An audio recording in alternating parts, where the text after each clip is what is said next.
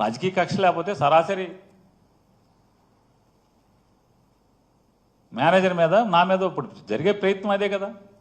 రేపో ఎల్లుండో, ఎందుకంటే 2వ తారీఖు స్క్వాష్ ఏదో వేసినట్టున్నారు మేనేజర్ ఇంట్లో వాళ్ళందరూ. 2వ తారీఖు ఏదో వాయిదా పడినట్టుంది. 2వ తారీఖు లోపు ఎక్కడన్నా గాలించి ఆ మేనేజర్ని తీసుకొచ్చి అతనితో బలవంతంగా 4 పీకో 10 పీకో తెలకాయితల మీద సంతకాలు పెట్టించి నా పేరు రాసుకుని నన్ను అరెస్ట్ చేయడమే కదా ఇక మిగిలి ఉన్నది. మనకు అర్థమవుతున్నది కదా. నన్ను నా కొడుకుని ఇద్దరిని అరెస్ట్ చేయడమే కదా ఇక మిగిలి ఉన్నది. కానీ ఇంట్లో ఆడవాళ్ళ జోలికి వెళ్తాం ఎంతవరకు అని అడుగుతున్నాను నేను అబద్ధం చెప్పాల్సినటువంటి పని లేదు. ఇది 100%, 100కి 100% జరిగింది. కావాలంటే అది బాగోదు కాబట్టి ఏ తారీఖు ఎన్ని గంటలకి ఎక్కడ కూడా నేను చెప్పగలను. ఈ కాన్వర్సేషన్ జరిగింది. చంద్రబాబు నాయుడు గారు ఆడవాళ్ళని అరెస్ట్ చేయడం అంటే ఇంట్లో ఆడవాళ్ళని అరెస్ట్ చేస్తారండి, బుద్ధి లేదా అని తిట్టినా కూడా బెయిల్ రాకుండా విపరీతమైన డిలే ప్రయత్నం చేస్తూనే వచ్చారు. 13వ తారీఖున బెయిల్ పిటిషన్ మూవ్ చేస్తే ఉద్దేశపూర్వకంగా పీపీల్ని మార్చి పీపీల్ని సెలవులు పెట్టించి 27వ తారీఖు వరకు అది కూడా బలవంతంగా జడ్జి గారు నేను ఎట్టి పరిస్థితుల్లో వాయిదా ఇవ్వను, ఇవాళ చేసేస్తాను అని చెప్పిన తర్వాత 27వ తారీఖు చేయాల్సిన పరిస్థితి వచ్చింది. అలాగే 10వ తారీఖున ఎఫ్ఐఆర్ అయితే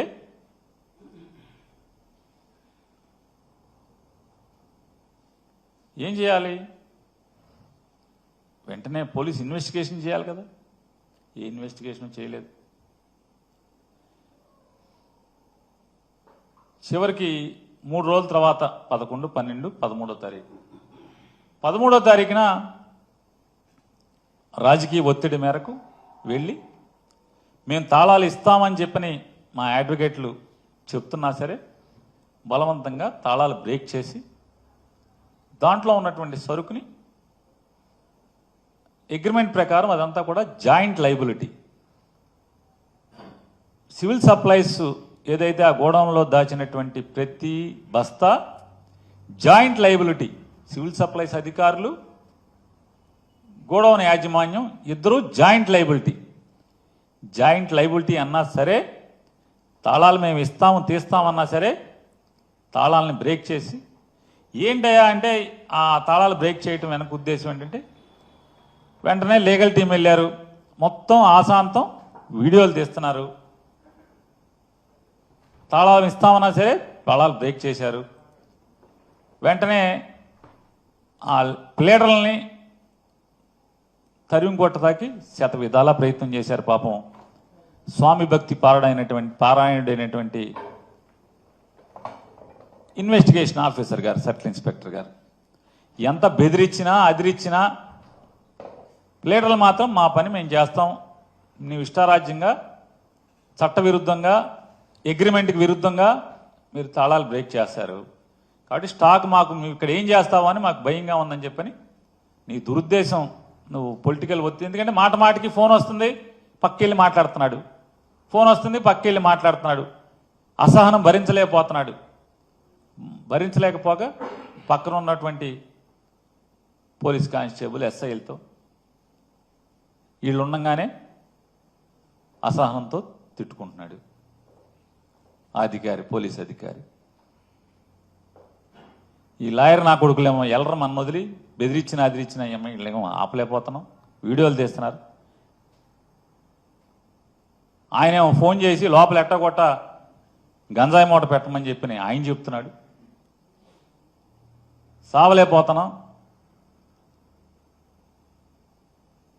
అనేమో అసహనంతో అతను తిట్టుకుంటాడు. ఆశాంతం చివరికి సీలేసి వాళ్ళు అక్కడి నుంచి వెళ్ళేంత వరకు కూడా వెళ్ళిన ప్లేడర్లు 10 మంది కూడా వీడియోలు తీస్తూనే అన్ని రికార్డ్ చేయడం జరిగింది. అంటే ఎలా ఉంది రాజకీయ కక్ష అనేది దానికోసం మీకు ఇవన్నీ వివరిస్తున్నాను. అనిపించవచ్చు ఇందులో కొంతమంది విశ్లేషకులు కూడా చర్చ రోజు ఇదే పని కదా మొత్తం అంతా రాష్ట్రం అంతా కూడా. ఆ విశ్లేషకులు కూడా ఏమంటున్నారంటే పేరు నాని ప్రతి సంక్లిష్టమైన దానికి లేదా ప్రతి పార్టీకి ఎదురు దెబ్బ తగిలిన దానికి వచ్చి మాట్లాడతాడు కదా, ఇందులో ఎందుకు మాట్లాడడం అని. ఖచ్చితంగా నేను మాట్లాడదామనే 15వ తారీఖున బందర్లో 15, 16, 17 3 రోజులుండి మాట్లాడతాకి మీడియాని ఏర్పాటు చేసుకుని ప్రపంచానికి ఏం జరిగింది, నా తప్పు లేదని చెప్పే ప్రయత్నం చేస్తే నా భార్యకి బెయిల్ ఆర్గ్యూ చేస్తున్నటువంటి కేసు టేకప్ చేసినటువంటి అడ్వకేట్లు నా దగ్గరికి వచ్చి కోర్టులో బెయిల్ ఆర్గ్యుమెంట్స్ ఇంకా అవ్వకుండా నువ్వు మాట్లాడితే రేపొద్దున కోర్టుని బెంచ్ని ఇన్ఫ్లుయెన్స్ చేస్తానికి మాట్లాడుతున్నాడు ఇదంతా కూడా అని చెప్పని వాళ్ళు వాదించడానికి అవకాశం ఉంటుంది. నువ్వు మాట్లాడద్దు బెయిల్ ఆర్గ్యుమెంట్స్ అయ్యే వరకు అని చెప్పని నాతో గట్టిగా వాదన చేశారు. నేను కూడా వారికి చెప్పాను, ఇప్పటికే రాజకీయంగా కక్ష సాధింపుతో శీలాన్ని హననం చేసే కార్యక్రమం పెద్ద ఎత్తున జరుగుతుంది, నేను మాట్లాడాల్సిందే అని చెప్పని అంటే మీరు ఒకటే వాళ్ళు నిర్ణయించుకోవాల్సింది ఉంది, మీ భార్యకి బెయిల్ ముఖ్యమా నీ రాజకీయ శీలం కాపాడుకోవడం ముఖ్యమా అనేది నువ్వు డిసైడ్ చేసుకోమని చెప్పని లీడర్లు గట్టిగా నాతో చెప్పిన దాని మీద 30 ఏళ్ళుగా నన్ను నమ్ముకుని నా ఇంటికి అడుగుపెట్టినటువంటి నా ఇంటి ఇల్లాలకి ఆవిడ ఏ రోజు రాజకీయాల్లోకి తొంగి కూడా చూడనటువంటి దేవుడు పూజలు తప్పితే మరొక వ్యాపకం కూడా లేనటువంటి ఆవిడ మీద నన్ను చేసుకున్న పాపానికి ఎంత ఆవిడ వ్యక్తిత్వాన్ని నిజంగా అదృష్టం ఆవిడ ఆత్మహత్య చేసుకోకుండా మిగిలి ఉంటాం. ఎంత నీచంగా ఆవిడ క్యారెక్టర్ని అసాసిన్ చేస్తూ నేను ఇవాళ ప్రెస్ మీట్ పెట్టానంటే రాత్రికో పొద్దున్నే టీడీపీ జనసేన అఫీషియల్ వాళ్ళ తరపున వకాల్తా పుచ్చుకుని మాట్లాడే యూట్యూబర్స్ ఎంత అసభ్య పదజాలంతో ఎంత అసహ్యంగా ఆవిడ గురించి పోస్టులు పెట్టేవాళ్ళు అంటే రాజకీయాల్లోకి వచ్చాక ఇంత అసహ్యంగా దిగజారిన పరిస్థితులు. అంటే వైఎస్ఆర్ కాంగ్రెస్ పార్టీ నుంచి ఈడు గట్టిగా మాట్లాడుతున్నాడు కాబట్టి ఈయన్ని కొంగదీయాలంటే ఇంట్లో వాళ్ళని అటాక్ చేస్తే ఇటు మాంతాడనేది ఎత్తుగడగా ఇంత నీచంగా ఉన్న పరిస్థితుల్లో అంటే ఆవిడకి ఏమి ఇచ్చాను అంటే మా గురించి కుటుంబం గురించి నా భార్య గురించి తెలవనోడు ఏం మాట్లాడుకుంటాడు, ఏమని మాట్లాడుకుంటారు? నిజమే యూట్యూబ్లో వస్తే అంతే కదా, నిజమేమోనే కదా. చివరికి నన్ను చేసుకున్న పాపానికి చివరికి ఆ కళంకం ఆ నిందలు ఆ బురద కూడా అంటే ఈ దిక్కుమాలిన రాజకీయాల్లో నేను తిరగటం వల్ల ఆ రకంగా చేసి ఇవాళ నా మీద కక్ష సాధింపుతో అంటే నా మీద కక్ష సాధింపు ఎందుకని నేను అంటున్నానంటే సివిల్ సప్లైస్ డిపార్ట్మెంట్లో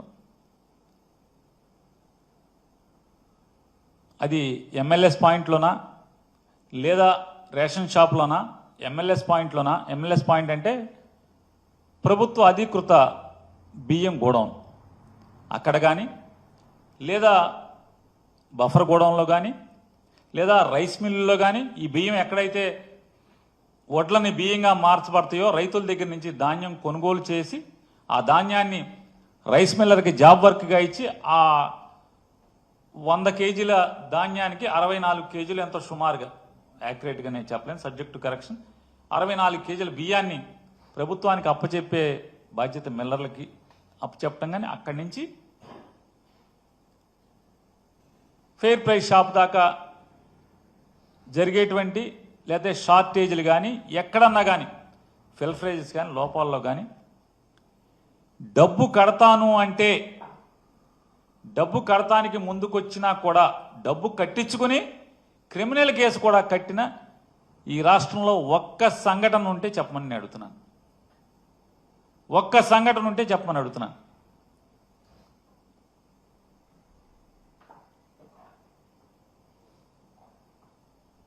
నాదెండ్ల మనోహర్ గారు కూడా మాట్లాడారు. ఆయన ఏం మాట్లాడారు అవన్నీ కూడా చాలా సమయం ఉంది, కోర్టులు ఉన్నాయి, కోర్టుల్లో బెయిల్స్ అన్నీ అయిన తర్వాత విచారణ జరుగుతుంది. జరిగినప్పుడు మనోహర్ గారి తరఫున ఆయన ప్లేడర్లు ఆయన వాదిస్తారు, ప్రభుత్వం తరఫున మా ప్లేడర్లు వాదిస్తారు. నేను నిజంగానే అంటే నా భార్య లేకపోతే వీళ్ళందరూ రాజకీయంగా ఆపాదించినట్టు నేను పాపం చేసి ఉంటే ఖచ్చితంగా అనుభవిస్తాను. నేను మాట్లాడే మాటలు మరీ ప్రత్యేకించి సామాన్య ప్రజలకి నేను ఒకటే నా విజ్ఞప్తి, అభ్యర్థన. ఇందులో నాకు గనక ఏదన్నా అంటే లేదా నా భార్య కానీ నేను కానీ ఏదన్నా చిన్న పాపం చేసి ఉన్నాం, పాపానికి మేము భాగస్థులం అయి ఉన్నామంటే కనుక నేను అత్యంత ప్రేమించేటువంటి దేవుళ్ళ కంటే మిన్నగా ప్రేమించేటువంటి చనిపోయి మరణించినటువంటి నాకు జన్మనిచ్చిన తల్లి మీద ప్రమాణం చేసి నేను చెప్తున్నాను.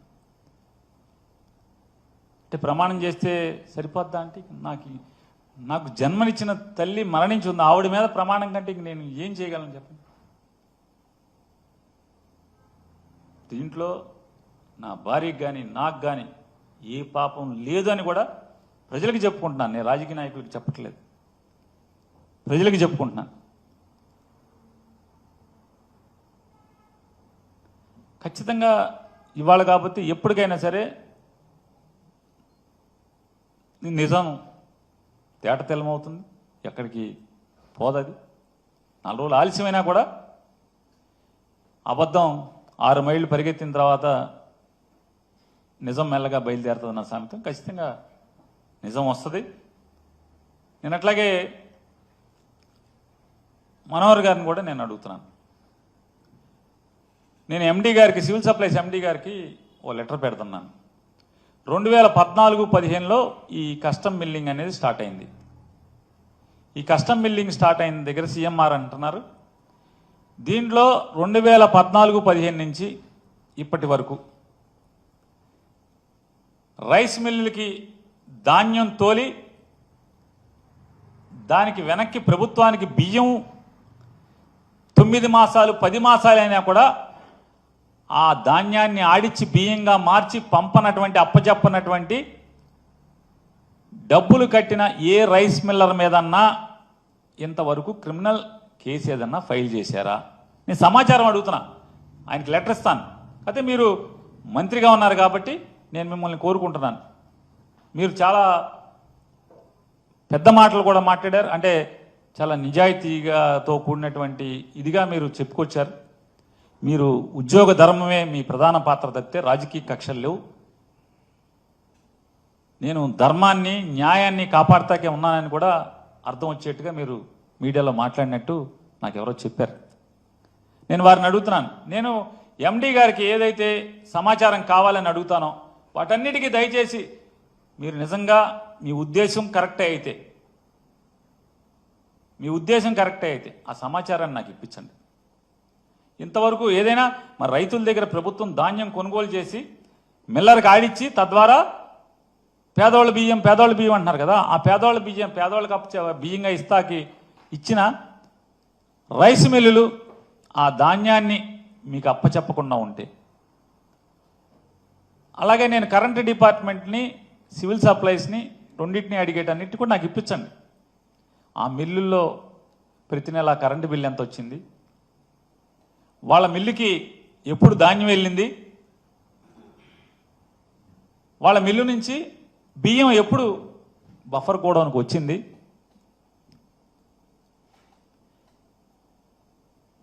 ఆ వివరాలు, అలాగే బియ్యం అప్పచెప్పని వాళ్ళు 9 నెలలు 10 నెలలు అయినా కూడా బియ్యం అప్పచెప్పని వాళ్ళ మీద బ్యాంక్ గ్యారెంటీలు ఫోర్ఫిట్ చేశారా? అంటే వాళ్ళు ధాన్యం బ్యాంక్ గ్యారెంటీ ఎంత ఇస్తే అంత విలువైన ధాన్యాన్ని మిల్లుకి ఇస్తారు కాబట్టి ఆ మిల్లు ధాన్యం బియ్యంగా మారని ఏమన్నా కేసులు కట్టారా? బ్యాంక్ గ్యారెంటీ మాత్రమే వసూలు చేశారా?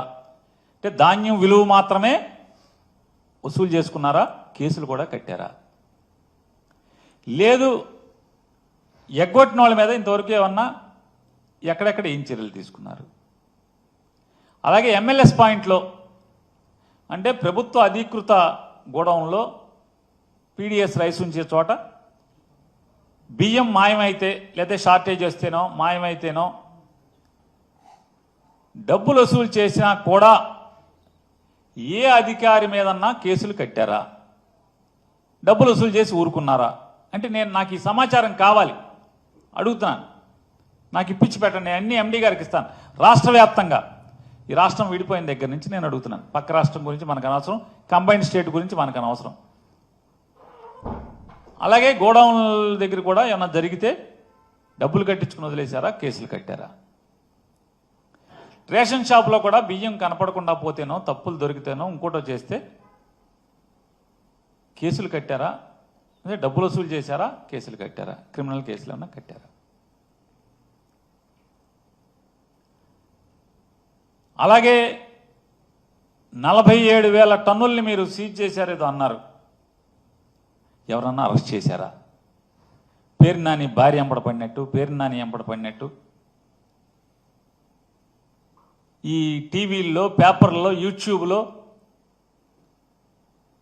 గడిచిన 20 రోజులుగా నన్ను చిత్రవద చేస్తున్న స్థాయిలో 47,000 టన్నులు కదా మీరు సీజ్ చేసింది. ఏ దాంట్లో FIRలో ఉన్న ముద్దాయిల మీద ఉన్న స్టోరీలు రాశారా? ఇన్వెస్టిగేటివ్ ఐటమ్స్ రాశారా? ఫాలో అప్ పేజీలతో స్టోరీలు రాశారా? కోర్టులో ఆ రోజు హీరింగ్ ఉందంటే